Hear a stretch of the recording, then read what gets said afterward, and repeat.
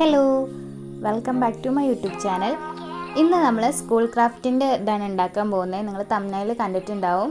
അപ്പോൾ back to school ക്രാഫ്റ്റാണ് ചെയ്യുന്നത് കേട്ടോ. ഫസ്റ്റ് തന്നെ നമ്മൾ സമയം എടുക്കുന്നില്ല. ഫസ്റ്റ് തന്നെ നമ്മൾ ചെയ്യുന്നത് സ്റ്റിക്കി നോട്ട്സാണ്. ഇത് നിങ്ങൾ കുറേ വട്ടം കണ്ടിട്ടുണ്ടാവും. ഞാൻ തന്നെ കുറേ വട്ടം ഉണ്ടാക്കിയിട്ടുണ്ട്.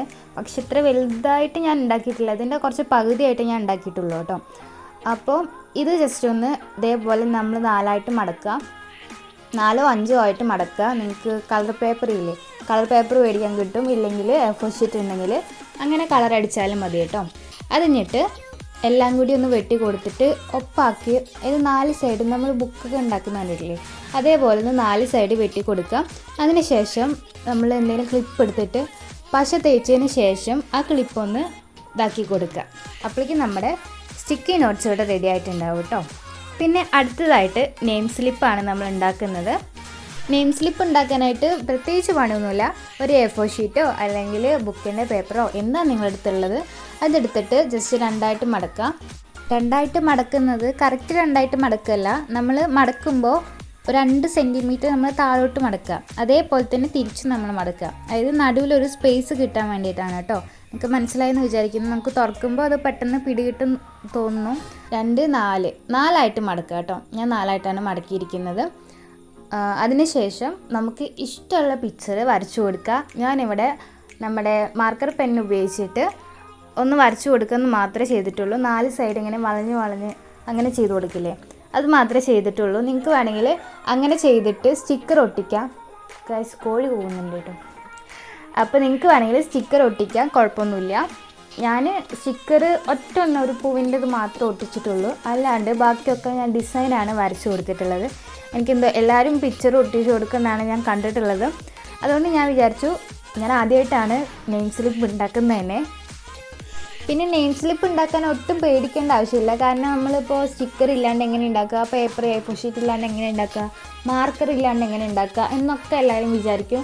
പക്ഷേ ഇതൊന്നും ഇല്ലാണ്ട് നമുക്ക് നമ്മൾ കോഫി പൗഡർ ഉണ്ടല്ലോ, കോഫി പൗഡർ ഉണ്ടെങ്കിൽ അങ്ങനെ നമുക്ക് പേപ്പറാക്കിയിട്ട് വിൻറ്റേജ് തീമിൽ നമുക്ക് ചെയ്യാവുന്നുള്ളൂ. കോഫി പൗഡർ നമുക്ക് അത് വെള്ളത്തിലിട്ടിട്ട് നന്നായിട്ടൊന്ന് തിളപ്പിച്ചെടുത്തതിന് ശേഷം അതിൻ്റെ സ്റ്റെയിന് നമുക്ക് ആ സ്റ്റെയിനായിട്ട് വരുമ്പോൾ നമുക്ക് വിൻറ്റേജ് ആയിട്ട് വരും. അപ്പോൾ ആ ഒരു മോഡലിൽ നമുക്ക് സാധാ പെന്ന് കൊണ്ട് തന്നെ ഒന്ന് വരച്ചു കൊടുത്തിട്ടുണ്ടെങ്കിൽ അത്യാവശ്യം ഭംഗിയായിരിക്കും. ഇതേ ഡിസൈൻ വരച്ചാൽ തന്നെ നല്ല രസമുണ്ടായിരിക്കും കേട്ടോ. അതായത് ബ്ലാക്ക് ആൻഡ് വൈറ്റ് തീമായിരിക്കും അത് വരുന്നുണ്ടാവുക. അങ്ങനെ ചെയ്ത് കൊടുത്താലും മതി.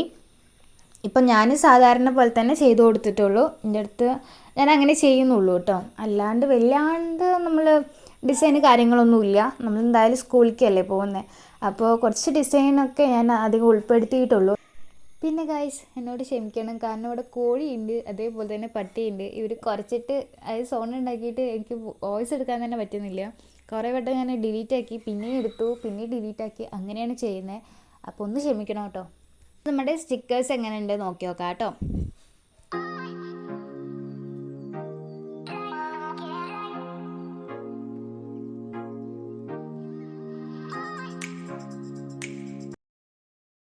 നമ്മുടെ ക്യൂട്ട് നെയിം സ്ലിപ്പ് ഇവിടെ റെഡി ആയിട്ടുണ്ട്. ഇഷ്ടപ്പെട്ടിട്ടുണ്ടെങ്കിൽ എന്തായാലും നിങ്ങൾ ഉണ്ടാക്കി നോക്കാം കേട്ടോ.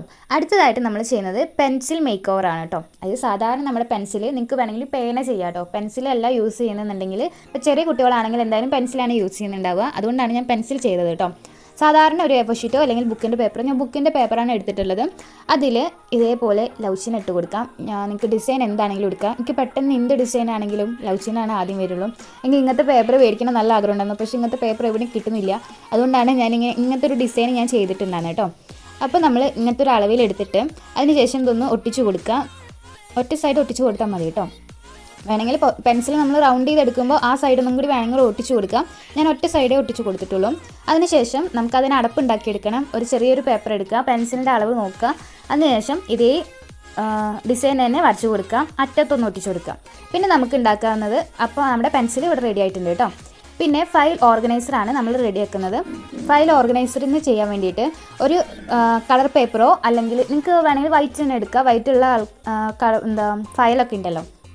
അപ്പോൾ ആ ഒരു ഇതിലെടുത്തിട്ട് നമുക്ക് ഈ ട്രാൻസ്പെറൻറ്റ് ഷീറ്റ് ഉണ്ടെങ്കിൽ അതെടുക്കാം. ഞാൻ ഫ്രെയിമിൻ്റെ ഒരു ഇതാണ് എടുത്തിട്ടുള്ളത്. അതില്ലെങ്കിൽ നിങ്ങൾക്ക് വേണമെങ്കിൽ പ്ലാസ്റ്റിക്കിൻ്റെ നല്ല ഷൈനിങ് ഉള്ള കവർ ഉണ്ടാവും, അതെടുത്താലും മതി. കുറച്ച് സൗണ്ട് ഉണ്ടാവും, അത് കുഴപ്പമില്ല. പക്ഷേ എന്നാലും അത് നമ്മൾ പേപ്പറിലാവുമ്പോൾ അതങ്ങ് ഇതായിക്കോളൂ കേട്ടോ. അതിനുശേഷം നമ്മുടെ ട്രാൻസ്പെറൻറ്റ് ഷീറ്റ് അതിലൊന്ന് ഒട്ടിച്ചു കൊടുക്കുക.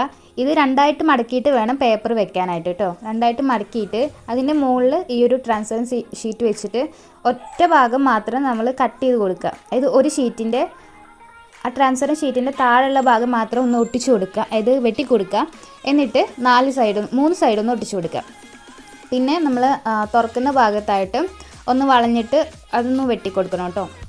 ഫയലിൻ്റെ ഷേപ്പ് നിങ്ങൾക്ക് അറിയാലോ. ചെറിയ ഫയലാണ് ഞാൻ ഉണ്ടാക്കുന്നത്, വലുതൊന്നുമല്ല, ചെറുത് ഉണ്ടാക്കുന്നുള്ളൂ കേട്ടോ. നമ്മൾ ഈ പെൻസിൽ, റബ്ബർ കട്ടർ അങ്ങനെയൊക്കെ വെക്കാൻ വേണ്ടിയിട്ട്, പിന്നെ ട്രാൻസ്ഫർ ഷീറ്റ് എൻ്റെ അടുത്ത് അത്രയേ ഉള്ളൂ നീളം, അതുകൊണ്ട് ഞാൻ ഇങ്ങനെ ചെറുത് ഉണ്ടാക്കുന്നത് കേട്ടോ. എനിക്ക് വേണമെങ്കിൽ വലുത് ഉണ്ടാക്കാം. വലിയ ഫയൽ ഉണ്ടാവില്ല, നമുക്ക് ബുക്കല്ല നമ്മുടെ പേപ്പേഴ്സ്, ഡോക്യുമെൻറ്റ്സ് ഒക്കെ വെക്കാൻ വേണ്ടിയിട്ട് അങ്ങനെ ഉണ്ടാക്കാം കേട്ടോ. ഇതുണ്ടാക്കിയതിന് ശേഷം പിന്നെ നമുക്ക് ഡെക്കറേറ്റ് അങ്ങനത്തെ ഐറ്റംസ് ഉണ്ട്. പിന്നെ ഇത് ഓപ്പൺ ചെയ്യുന്ന ഭാഗത്ത് ജസ്റ്റ് ഒരു ഏരോ മാർക്കിൽ ഒരു പേപ്പർ കട്ട് ചെയ്തെടുക്കുക. പിന്നെ താഴത്ത് ഒരു നീണ്ടിട്ട് ഒരു ഇത് ഒട്ടിച്ചു കൊടുക്കുക കേട്ടോ.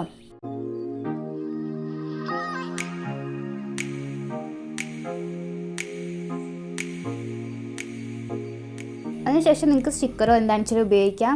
ഞാൻ 2-3 കുത്തിട്ട് കൊടുക്കുന്നുണ്ട്. പിന്നെ അതിന് ഞാൻ ആ ഒട്ടിച്ചതിന് എനിക്ക് എന്താ പറയുകയെന്ന് എനിക്കറിയില്ല. ഞാനൊരു കളർ പേപ്പറാണ് ഞാൻ ഇതാക്കിയത്. അപ്പോൾ ഇത്രയാണ് നമ്മുടെ ഐറ്റംസ്. ഇഷ്ടപ്പെട്ടിട്ടുണ്ടെങ്കിൽ എന്തായാലും നിങ്ങൾ ഉണ്ടാക്കി നോക്കുക.